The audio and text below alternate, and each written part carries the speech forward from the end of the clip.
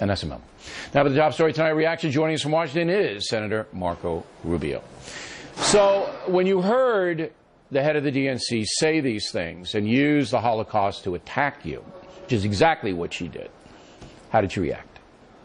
Well, it didn't surprise me. I've been watching Debbie Wasserman Schultz for years in Florida. On top of her political extremism, she tends to do these sorts of things. I was outraged because this is a private citizen, an individual who participates in the political process, who anyone who knows him for 2 seconds realizes he's not a Nazi sympathizer. In fact, as what's been reported, you said he's a collector. His mother survived a German U-boat attack under the Nazis.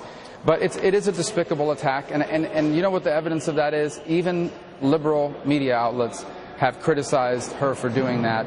Don't expect an apology. They just move on. They don't feel like they're accountable to anybody for it. But I think it also is indicative of the levels of desperation that have now entered the Democratic Party. Their front runner is in a lot of trouble, as we've been seeing in the news over the last few days. And I think this is further sign of that sort of desperation that they're now facing, the panic, really. All right, but you yourself, did you anticipate this level of hatred? Because I think it's going to get worse. I really do. I see this as probably the dirtiest campaign in the history of the country. Did you anticipate it yourself? Well, I've been watching as politics has gone in this direction. Anyone who enters this knows that you are susceptible to being attacked with these sorts of things. What I still put my faith in is in the judgment of the American people who see through these sorts of attacks. And here's the truth. Debbie Wasserman Schultz should be more concerned about the fact that she decided to side with her president, of her party. She decided to side with her party and put Israel in danger.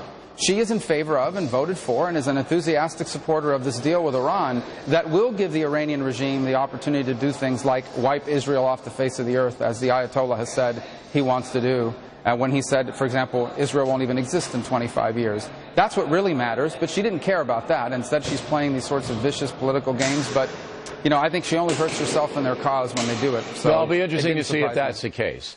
The story has been underreported, but we felt it was so outrageous and at such a high level ahead of the DNC that we had to report it tonight. All right, new Bloomberg.